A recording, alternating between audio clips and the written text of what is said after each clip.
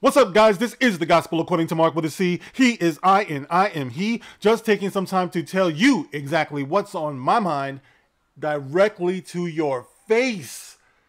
And thank you guys for joining me. And I got a burning question. I got a question, serious as cancer. And that question is, where are the white women at? Yeah, that's the question. Where are they? The white women, the white women.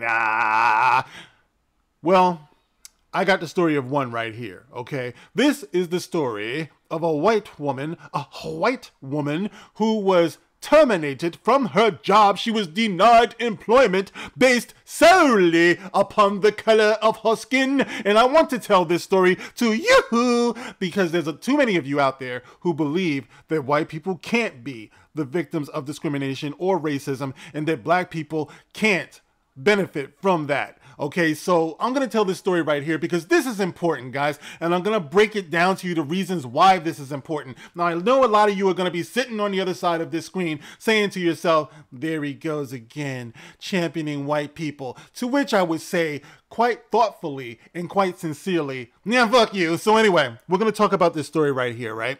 And I saw this story, guys. Actually, I heard it on the CBS News. Big shout out to my boy, Vladimir Duthier. I actually went to elementary school with him. And I wasn't just like there seeing him. He was a very good friend of mine. We collected comics together and everything. But he's a correspondent now. Actually, an anchorman on CBS News, right? So anyway, I saw this on there because I watch it for him. Every morning I'm like, hey, Vlad, remember me? You're on TV now, Vlad. And I'm still stuck in the hood, Vlad. Help a brother out. Oh, you forgot where you came from. But anyway, so I saw this on CBS News, right? And the headline goes like this. Starbucks to pay $25 million to former manager Shannon Phillips, allegedly fired because of race. Now, let's get into the story of this, okay? Because I remember this story. Let's see if you heard of this, okay? Coffee giant and vastly overpriced coffee giant, Starbucks, has been ordered to pay $25.6 million to a former store employer or former store manager who a jury determined had been fired because she was white. The former regional manager, Shannon Phillips, who oversaw dozens of Starbucks coffee shops, was fired by the company in the aftermath of a 2018 incident that took place at a Starbucks in the Rittenhouse Square neighborhood of Philadelphia. It was on the streets of Philadelphia. The incident involved two black men in their 20s. They were black. They were in their 20s, and they were awaiting a third party for a business meeting at the Rittenhouse Square Starbucks when one of them, it says they were waiting for a third party for a business meeting. Yeah, right, it was a business meeting. They were up to no good. But anyway, getting into this story, all right? That's just my opinion. I'm sure they were very upstanding citizens. The incident involved two black men in their 20s who were awaiting a third party for a business meeting at the drug deal. No, okay, listen, I'm sorry, guys. I'm sure they were business people, all right? If you're those brothers, and I remember seeing this story. I remember seeing them. They look very clean cut. If by any chance you're watching this video, it's all jokes. I know you guys were there for a business meeting. Anyway, when one of them, Rashawn Nelson, was denied permission to use the restroom because he hadn't purchased anything. He wanted to go take a dump, but they said you can't because you haven't bought anything. You're just standing around in our store, not doing anything. Now you want to go stink up the bathroom. So he was denied that. A store employee then asked Nelson and his business partner, Dante Robinson, if they needed help. The pair declined. Shortly thereafter, having been summoned by Starbucks staff, the police arrived, whoop, whoop, handcuffed the pair, and escorted them from the cafe.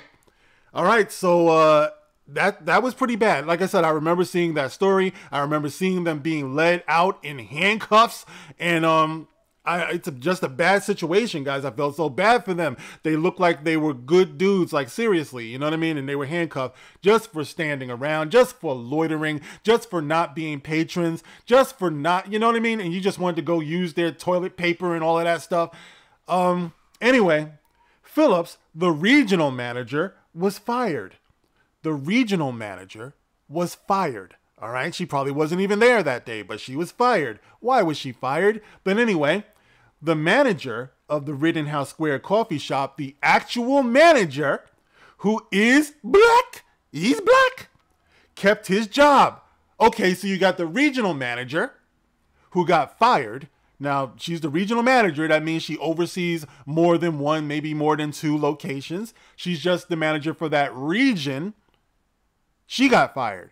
But the actual manager of that particular location and institution, he gets to keep his job. Why? But it says here he was black.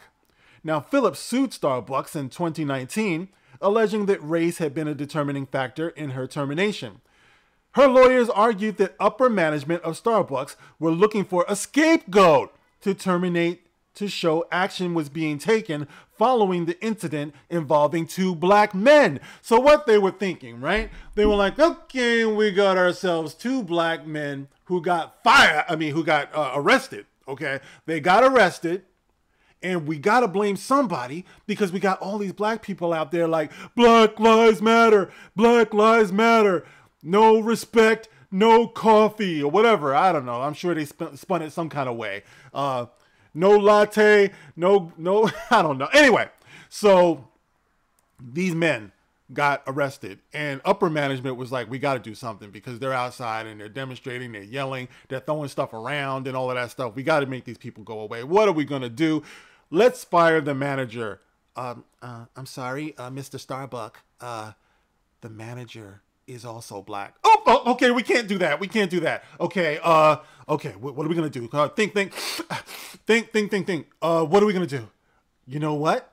Shannon Phillips. Yes, she's white, right? She's white. So what we're gonna do, we're gonna fire Shannon, and then we're going to bring her outside and be like, we offer you this white woman as payment for what you did or what was done to these black men, okay? So that's what we're going to do, all right? Here, take her, right? And then the crowd goes, Black Lives Matter, Black Lives Matter, Black Lives Matter. All right, so they're marching away, right? They're satisfied. They're going to throw Shannon, poor Shannon, they're going to throw her into the volcano or something like that. So it says here, a federal jury in Camden, New Jersey, on Monday agreed with their claim and awarded Phillips $600,000 in compensatory damages and $25 million in punitive damages after finding that Starbucks violated her federal civil rights in addition to a New Jersey law that prohibits discrimination based on race. Now we can expect for coffee prices to go up again at Starbucks, even more than they are. Thank you, Shannon, because now they had to pay Shannon over $25 million because of something like this. So now the rest of us are going to have to pay for this. $25 million. Now listen, guys, the reason why I want to bring this story to you is, like I said before, this is going to be a public service announcement to everybody out there who keep parroting this thing that white people can't be victims of discrimination or victims of racism. You're wrong. I see too many people out there who are emboldened by this thing. And let me tell you something, true story, guys. In a previous life, I was a EEO representative on my job. All right. So what that meant is that if there was anybody on the job who felt they were unfairly discriminated against based upon their race or age or nationality or something like that, then they had the right to get some type of satisfaction, some type of justice. You know what I mean? So while I was doing that, I would look at some of the cases that's out there in the country and I would read some of them. You'd be surprised how many cases there are out here of white people being discriminated against from black supervisors or Asian supervisors or whatever the case may be. And shockingly, a great many of them win their case. All right. So, it's quiet as kept. A lot of people don't know about this, but it's the absolute truth. So the public service announcement aspect of this is just to inform people, you got to be careful, man. This is 2023. A lot of the, the levels are evened these days. You have plenty of, supervisors and managers of all different walks of life and all different races and genders and all of that stuff. So we have to be nicer to each other in general, okay? Don't believe that it doesn't happen to this person, or if it does happen to that person, it's a hoax or something like that. Don't get yourself jammed up being an asshole because you think that it can't happen to you. Because I got 25.6 million reasons to show you about why that's not true. All right? 25.6 million pieces of proof why that's not true. All right, so this has been a public service announcement. I'm glad that Shannon Phillips got, justice from this. It was wrong. All right, what happened to the gentleman, I suppose, was wrong as well. But in the climate that we're in now, like I said before, you got to check everything because they're going too far in the other direction. And none of us are good for that because, like I've always said, a threat to justice anywhere is a threat to justice everywhere. Martin Luther King said that. We have to remember that. And of course, the golden rule, do unto others as you would have done unto you. So anyway, guys, this has been a public service announcement. I wanted to point that out to you and keep it moving along because the closer we get to understanding that we are all equal here on all sides, I'm a black man who does not feel threatened by pointing something like this out. I'm nobody's victim, and the only way you don't want to hear about this is if you're invested in being one, and I don't respect that. So anyway, guys, that's it. You can get in the comment section. Let me know how you feel about this. Share any stories that you might have where it happened to you. All right, so I will catch you on the next one. You can like, share, subscribe. Thanks again. This is The Gospel According to Mark with a C. Rock on.